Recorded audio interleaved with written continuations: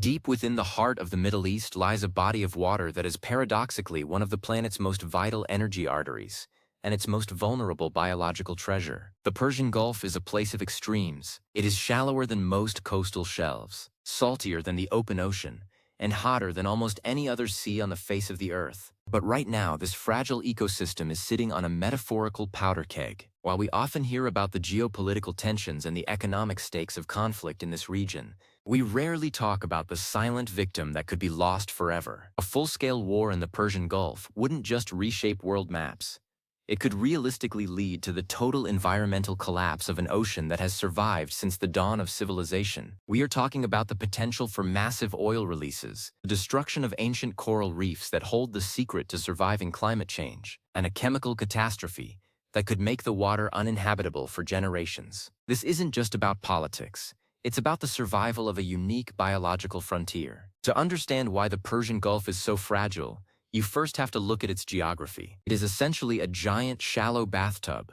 The average depth is only about 115 feet. Compare that to the Gulf of Mexico, which averages 5,000 feet. Because it's so shallow, the water heats up incredibly fast under the Arabian sun. In the summer, surface temperatures can soar to 95 degrees Fahrenheit. This has forced the life inside the Gulf to become the toughest on the planet. The corals here are like Olympic athletes of the sea. They have evolved to withstand temperatures that would wash away the Great Barrier Reef in a matter of days. But this bathtub has a very narrow drain. The Strait of Hormuz is the only way in or out. At its narrowest point, it's only 21 miles wide. This means the water in the Gulf doesn't circulate well. It takes about 3 to 5 years for the entire volume of the Gulf to be replaced by fresh water from the Indian Ocean. This slow turnover rate is the Gulf's greatest weakness. If a massive amount of pollution enters the water, it doesn't just float away into the vastness of the sea. It gets trapped. It circulates round and round, marinating the coastline in whatever toxins have been released. In the event of a conflict, this slow flushing mechanism turns a local disaster into a permanent environmental tragedy. Now, let's talk about the oil. The Persian Gulf sits on top of nearly half of the world's known oil reserves. Thousands of miles of pipelines crisscross the seafloor, and hundreds of massive offshore platforms dot the horizon. In a conflict scenario, these aren't just economic assets. They are environmental targets. If these platforms are compromised, we aren't just looking at a leak. We are looking at a fountain of crude oil pouring into a closed system. During the conflict in early 1991, the world witnessed the largest oil release in history. Over 250 million gallons of oil were poured into the Gulf. The slick covered 4,000 square miles. It coated beaches, smothered seagrass beds, and devastated the local bird populations. Decades later, scientists still find layers of buried oil beneath the sand in Saudi Arabia and Kuwait. A modern conflict, with even more advanced and destructive capabilities, could dwarf those numbers. But the oil is just the beginning. The Persian Gulf is the global capital of desalination.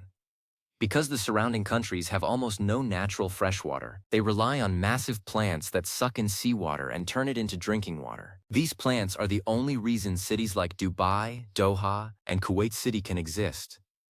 In a war, these plants become incredibly vulnerable. Even if they aren't directly targeted, a massive oil slick would force them to shut down instantly. You cannot pump oily, toxic water into a desalination membrane without destroying it. If the plants stop, millions of people lose access to water within 48 hours. This would create a humanitarian crisis that would force even more desperate measures, further straining the environment. The biological significance of the Gulf is something scientists are only just beginning to fully appreciate. Because the water is so salty and hot, the species that live there are extremophiles. The coral reefs of the Gulf are currently being studied as a genetic goldmine. As the rest of the world's oceans warm up due to global climate change, marine biologists are looking to the Gulf to find the genes that allow corals to survive heat. They are hoping to use these supercorals to reseed reefs in the Caribbean and the Pacific. If a conflict destroys these reefs through chemical pollution or physical destruction, we lose the blueprint for saving the world's oceans. We would be burning the library before we've even finished reading the books. Let's dive into the chemistry of a potential conflict. Modern naval warfare involves much more than just explosives. There are specialized fuels, heavy metals, and various chemicals used in sonar and radar systems. When a ship or an aircraft goes down in such shallow water, it releases a cocktail of toxins directly into a sensitive habitat. Lead, mercury, and various hydrocarbons settle into the sediment. Because the Gulf is so shallow, the waves constantly churn the bottom, keeping these toxins in the water column where they can be absorbed by fish and shrimp. The local fishing industry, which provides food for millions, would be rendered unusable. We are talking about the total contamination of a primary food source for the entire region. The physical impact of high-pressure underwater explosions is also a major concern. The Persian Gulf is home to a significant population of dugongs, which are rare and gentle sea cows related to manatees. It also hosts several species of endangered sea turtles and dolphins. These animals rely on sound for navigation and communication. The intense acoustic energy from modern munitions can cause permanent damage to these animals from miles away. In a confined space like the Gulf, there is nowhere for them to run. The sound waves bounce off the shallow bottom and the coastline, creating a literal wall of noise that can disorient and harm marine life on a massive scale. Furthermore, we have to consider the infrastructure of war. To support naval operations, massive amounts of dredging are often required to clear paths or build temporary ports. Dredging is an environmental nightmare. It kicks up colossal clouds of silt that can travel for miles. This silt doesn't just make the water cloudy. It settles on top of coral reefs and seagrass beds, essentially shrouding them and preventing them from getting the sunlight they need to survive. Seagrass is the unsung hero of the Gulf. It's a massive carbon sink and a nursery for almost every commercial fish species in the region. If you lose the seagrass, the entire food web collapses. The Persian Gulf also has a unique triple threat of stressors. It is already dealing with record-breaking heat, extreme salinity from the brine discharged by desalination plants, and heavy industrial pollution from the existing oil industry. It is like a person with a compromised immune system. It can handle a little bit of stress, but a major trauma like a full-scale war could be the breaking point. This is what scientists call a regime shift. It's when an ecosystem changes so fundamentally that it can never go back to its original state. The Gulf could turn from a vibrant turquoise sea into a murky, stagnant pool where only the most basic bacteria can survive. One of the most insane results of a conflict in the Gulf would be the impact on the global climate. We often think of the Gulf as just a place where oil comes from, but the seagrass meadows and mangroves along its coast are incredible at capturing carbon dioxide. Per acre, these blue carbon habitats can store more carbon than a tropical rainforest. If a war destroys these habitats, all that stored carbon is released back into the atmosphere, while the Earth's ability to absorb future emissions is significantly reduced. Destroying the Gulf isn't just a regional problem, it's an atmospheric one. There is also the issue of ghost gear. In a conflict, fishing nets are often abandoned as fishermen flee the area. These nets continue to float in the currents for years, trapping and entangling turtles, dolphins, and dugongs in a process called ghost fishing. In a narrow, high-traffic area like the Gulf, the concentration of abandoned gear during a war would be catastrophic. It turns the entire sea into a giant, invisible trap for everything that swims. We also have to look at the indirect effects.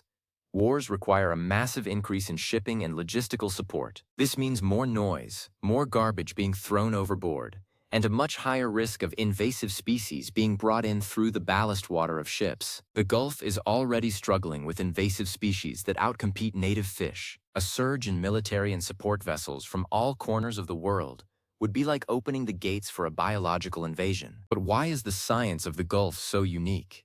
Because it is a preconditioned sea. It is essentially a laboratory for the future of our planet. The conditions in the Gulf today are what most of the world's oceans are expected to look like in the year 2100. By studying how life survives there now, we are getting a preview of the future of the entire Earth. If we allow this time machine to be destroyed, we lose our clearest window into how to manage a warming world. Scientists from around the globe are currently collaborating across borders to map the genetics of Gulf species. A conflict would stop this research in its tracks, essentially blinding us to the biological solutions nature has already invented. The humanitarian aspect is tied directly to the environmental one. The people living along the shores of the Gulf have a culture that has been tied to the sea for thousands of years. Before the oil was discovered, the Gulf was famous for its pearls. The pearling industry shaped the history of the region. Even today, the sea is a source of pride and sustenance. If the water becomes too toxic to touch and the fish vanish, an entire way of life disappears. This creates a cycle of poverty and instability that fuels further conflict. Protecting the ocean is, in a very real sense, protecting the peace. Let's talk about the mangroves. These forests of the sea grow along the muddy shores of places like the United Arab Emirates and Iran. They are the first line of defense against storm surges and coastal erosion. They also act as natural filters, trapping pollutants before they can reach the open water. In a war, these mangroves are often the first to be destroyed by oil slicks or coastal construction. Once they are gone, the coastline begins to crumble. The land literally starts to wash away, and the cities built on the shore lose their natural protection. The insanity of a Gulf War from an environmental perspective is that there is no winning.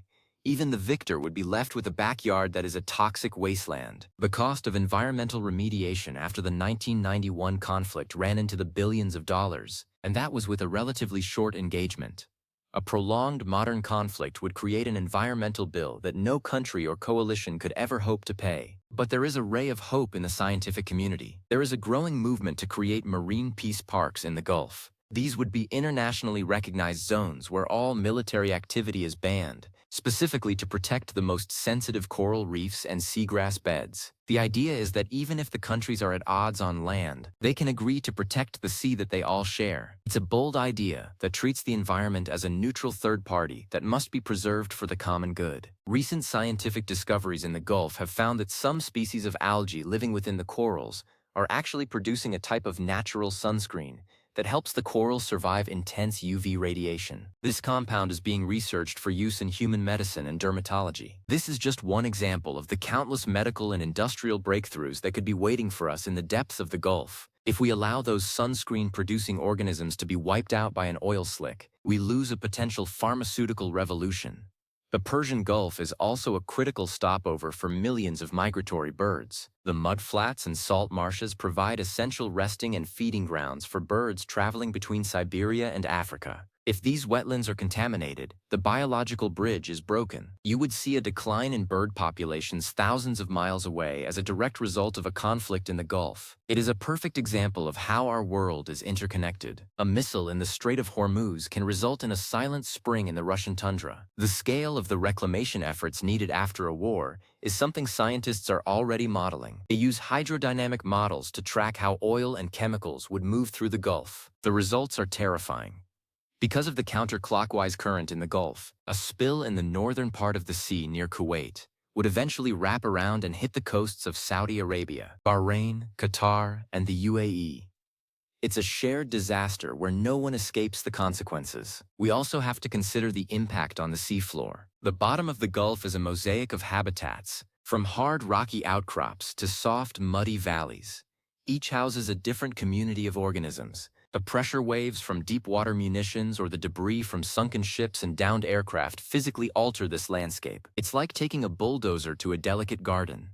It takes decades for the benthic life to re-establish itself on the seafloor, once it has been disturbed. The technology used to monitor the Gulf is also at risk. There are hundreds of scientific sensors, buoys, and underwater stations that provide real-time data on water temperature, salinity, and health.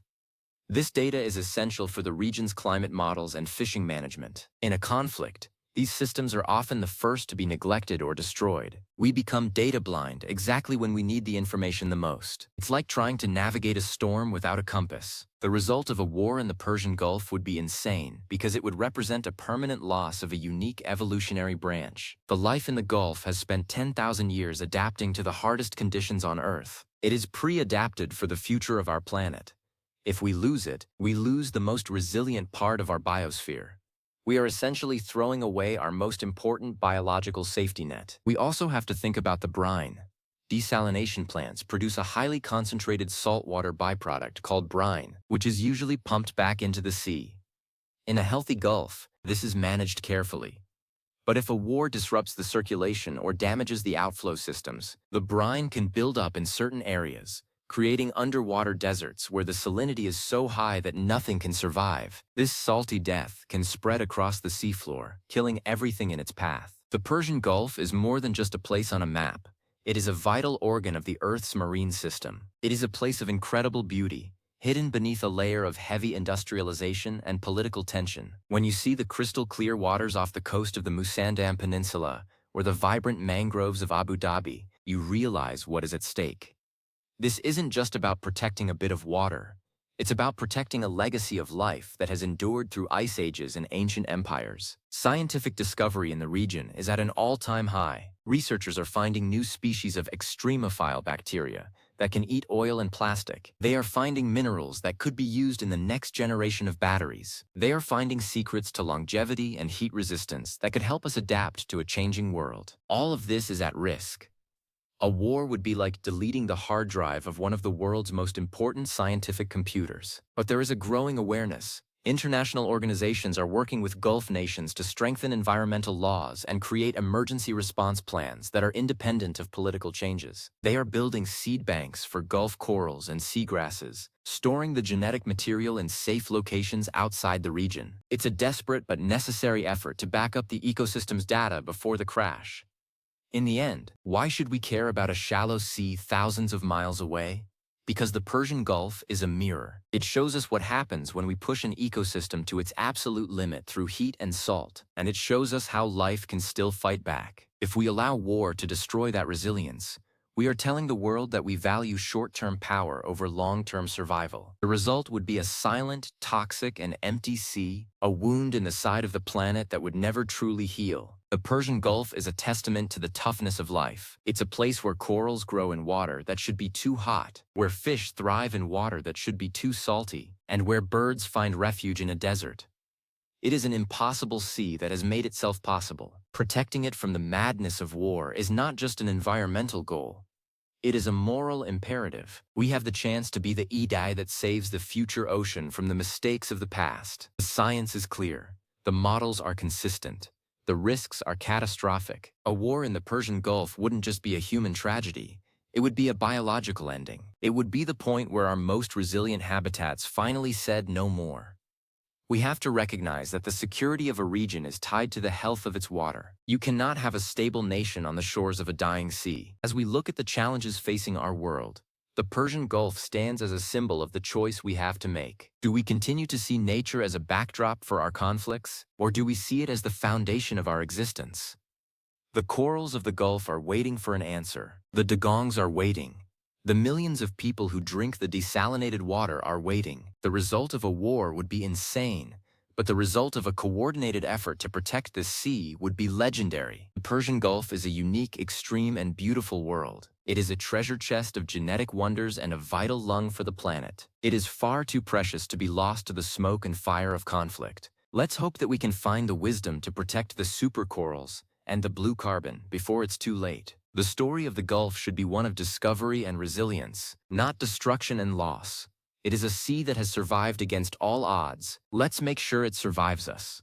In the final analysis, the story of the Persian Gulf is about our ability to value what we cannot easily replace. You can rebuild a city, you can fix a pipeline, you can even restore an economy. But you cannot recreate 10,000 years of specialized evolution. You cannot bring back a coral reef that has perfected the art of surviving 95-degree water. Once that genetic thread is broken, it is gone forever. This is why the war in the Persian Gulf is the most dangerous conflict we aren't talking about from an ecological perspective. It's a fight for the past, the present, and the future of life in the ocean. Protecting the Gulf is a global responsibility. We all use the energy it provides. We all benefit from the climate regulation its seagrasses offer. And we may all one day need the super genes found in its reefs. The result of losing it would be a darker, hotter, and more fragile world for everyone. Let's choose a different path. Let's choose discovery over destruction. Let's choose life over the abyss. The Persian Gulf is the most fragile ocean in the world, and it's time we started treating it that way. The insanity of the risk is clear, but the beauty of the reward, a healthy, thriving, and resilient sea, is worth every effort we can muster. Let the supercorals continue to show us the way to a survivable future. The Gulf is our laboratory, our history, and our hope. Let's keep it that way.